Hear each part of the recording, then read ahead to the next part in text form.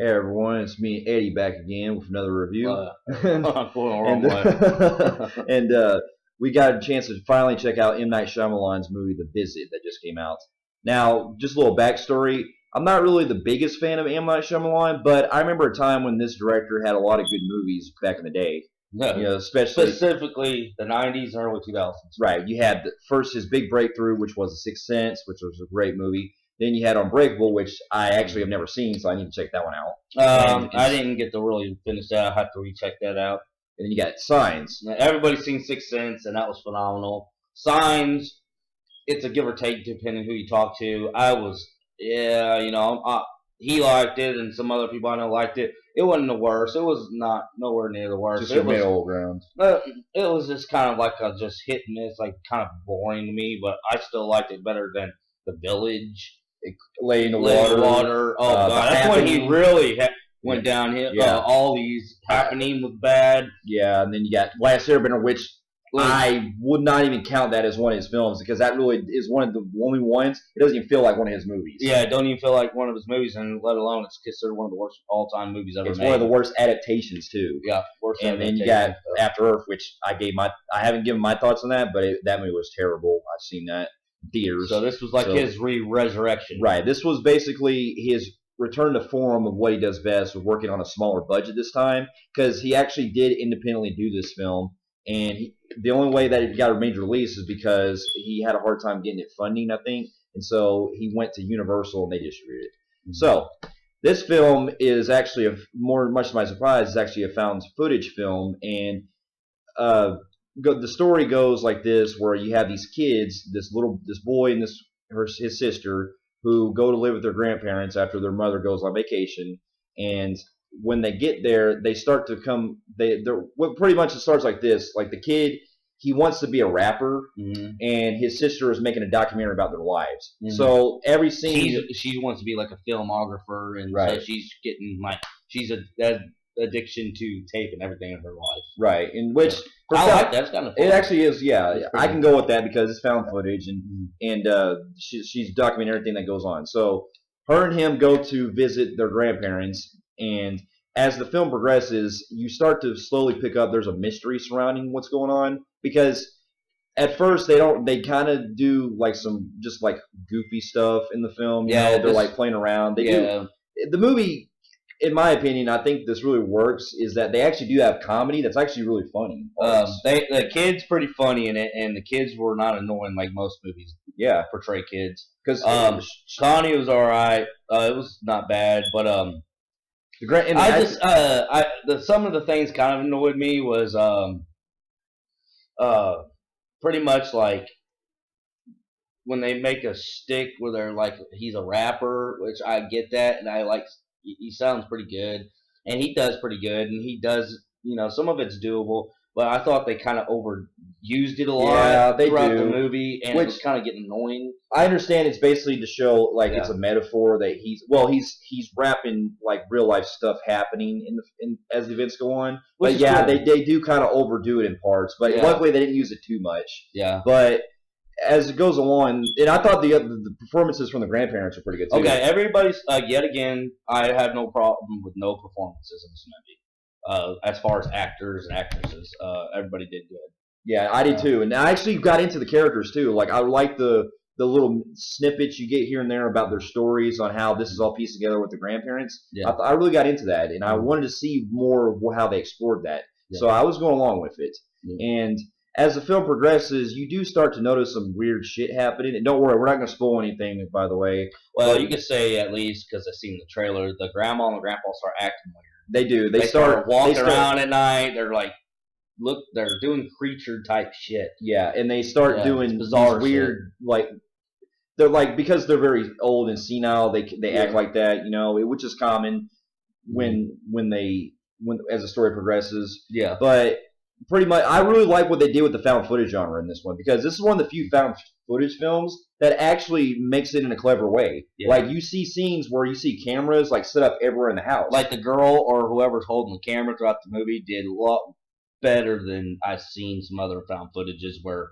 like the whole movie's just like it's all flickering the whole time. Flickering. I mean, kind of They do that some parts, but you gotta also think that's like real life when they're running. Yeah. It's gonna do that, but like with other found footage movies that fuck up on is even on being still they do that. They didn't do that in this one. Yeah, so I'm glad they didn't do that. And I know, Yeah. and because maybe it's probably better because M. Night Shyamalan actually toyed with the whole idea of the found footage, where he didn't want to make it a straight up, standard found footage where you do all that. So he actually picked up a lot of good shots in the film that you could actually buy these characters would do with the camera. Yeah, and it really works. And I do praise him for not fucking doing something sci-fi. Yeah, and he kind of got rid of the alien, because if you looked in the past, not counting Unbreakable and Sixth Sense and all that, he had a fetish for sci-fi. And things were involved with aliens, and when the tread just is overused, and I'm glad he didn't do it with this. Yeah, I was glad it was just a regular story this time, something that was back to his original roots, which was really good. So, as for the actual some of the issues I might have had, maybe they could have probably the rapping could have probably been out a little bit. And also some of the stories, they could have developed a little better with some of the characters. Because remember, we get introduced with some of the characters later on in the film that arrive at the house, but they don't really do much. Yeah, I do have a problem with that. Like, you get a lot of in and out people. Like, okay, they're like showing up. They're showing up just out of nowhere, and then they don't build up. Like, the doctor don't come back. They do have characters that you think you're going to see later in the film, but it just seems like everybody keeps showing up. Like, there's somebody's knocking, the next day it's a friend, the next day it's a neighbor, the next day it's a doctor. It's like, though there is something that happens later, though I can see why they did that, because they do a scene that actually makes sense. I'm gonna say this: the twist is awesome. It is. It is. If you like the classic M. Night Shyamalan, you will love you might actually like what he does in this one, because they do a twist. You're like, holy fuck! Yeah, that blew me away. Yeah, but my issues would be. This movie's about an hour and a half long. I was kind of getting a little bored for a little bit. The first, all right, I like the opening. Yeah, you see these kids, you're getting to know the character. But when they're at the house, to me, I was getting a little bored. And I felt like they kept hashing the same scene over, because they like to do a lot of. I get the girl likes to interview people, but I think they were overdoing that. It was like they sit down, grandma, and do an interview. The next day, sit down, grandma, do an interview. Sit down, grandma, let's do an interview. They kept doing that, and it was kind of really boring. Yeah, the whole them going back and forth with the interviews kind of got a little repetitive, because they do kind of bring up the same questions over and over again. Well, but I still went with it because you still learn some mysteries about what they're going through. So the pacing didn't bother me. It's just some of the stuff they kept repeating half the time. Yeah, it was repeating. Some of the pacing kind of bothered me because I started playing with my phone. That's how I know that the movie's kind of boring me for a little bit. Until the last 20 minutes, and then I'll watch that twist, and then that's when it gets really good. I start getting into it. That's when it captured me. Oh, okay. No, here's the phone's down. I'm gonna watch because really, if it's got a bad, kind of a boring pacing, or it's not interesting to me, I will play on my phone. I started getting bored. I still pay attention. But like when I watch great movies, like we did the interview before, like Run All Night, I put my phone down. I didn't even look at it once because it's something that's going to get me and it's going to capture me over. Yeah. Then this movie, I started out with no phone, and then I kind of get bored, and that's how I know that. I get that. That can happen. Especially for a lot of found footage films. So. But I will say I also think it did better, but some people can bitch about. But I actually think, even if you want to compare the two, I still think that this movie did better. But it kind of feels like, for a while, it feels like Paranormal Activity. It does. Yeah. It has the same basic setup with the house and the backstory they're doing with the history, with the walking around at night. Yeah, we get a lot of that. We get a lot of those. But it's better because I'm not I hated Paranormal Activity movies. I was not into them. I got annoyed. Yeah, I'm annoyed. I was annoyed with the movies. Yeah, but this one was better. This is one of the better found footage movies that I've liked. Yeah. Is it a great movie? No, it still has problems here and there, but I still think it's a great return for M. Night Shyamalan. I will say, for his ratings of what he does, this was a better movie. Yeah. This is probably like. Not. It's like it gets to go in the categories with Sixth Sense and all them up in that Yeah. It's not like bad down there. So I'd say it's probably his best movie since probably Signs, and let's talk maybe. about this. Yeah. Um, the ending. I'm not gonna tell you the twist or anything, but like let's get to the part where everything's over with.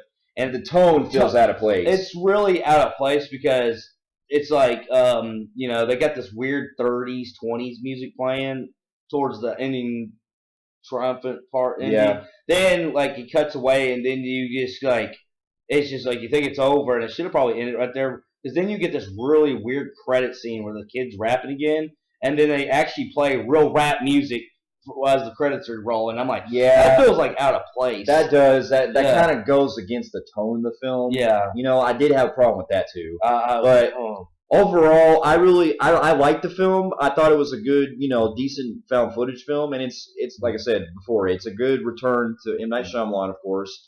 And I really hope in the future he'll do more movies like this, where he can work with small actors again and still have good performances, and do his artistic value the way he should be doing. And I think that he needs to keep continuing and to branch out and do other like stories and other twists and other creepy shit. He needs to. I know he needs to retire the alien bullshit and just branch out and do other shit. Like this one was not about aliens and ended up being good. Yeah. Anything that's sci-fi he's done, his went shit. Mm-hmm. I mean, so that shows that okay, if it's anything wrong with sci-fi, maybe I suck at it. Yeah. Let's branch at something else. Well, it also helps too that he wasn't pressured by the producers this time around because with other films he was working on very high budgets. Yeah, when he needs to keep like on this level because he's no Spielberg, he's no James Cameron, and he needs to accept that and he needs to just stick to this because this is really he's going to be good at this. And I'm not saying his movies suck when he does this. It's just when he tries to be like overdo what he really is because like I said, he's no Cameron, he's no Spielberg. He's not a big Hollywood blockbuster filmmaker. Yes. So he needs to accept that and stick to what he's good at. He's good at right here. He's good as an indie If he sticks at this, then he can make really good movies. Yeah. His movies can still get rated really good. It's just he tries to think, oh, I can compete with those guys. Yeah. You can't, dude, because we've already seen it and you fail horribly. But overall, I'm going to probably give this one a 6.5 out of 10. Still a good movie. I'll give it a fair rating. It has some problems here and there, but I think it was good. I'm going to go an 0.5 shorter than him. I'm going to go 6.0 out of 10, which is I'm not saying it's bad. I'm just not an M. Night Shyamalan fan. I don't like his. I kind of get bored with some of this material. But as respect to the movie, this was a better movie. I do got to say, I did. I love the ending. That last 20 minutes really was the first time in a long time, or pretty much any movie of his, I actually captured my attention because, like I said, I watch all his movies because I want. I'm a big movie person. Yeah. But I'm just not a strong M. Night Shyamalan man. Me neither. I mean, I'm really not. Yeah, I'm the same way. But I give the guy respect on this one. I did, I would if it was like on a shelf for like $5-10, I'd get it. I would at least rent it. At least rent it. Yeah, it's rentable for what it is. Yeah, you can rent it. It's not like horrible or anything. Rent it. It's not gonna hurt $2-3 dollar from the boxes. It's not gonna hurt you. But overall, if you oh. can, just watch it out of curiosity, and we'll be back in another review coming up soon. Hope you guys might enjoy his return to form for Shyamalan, and we shall see you guys later.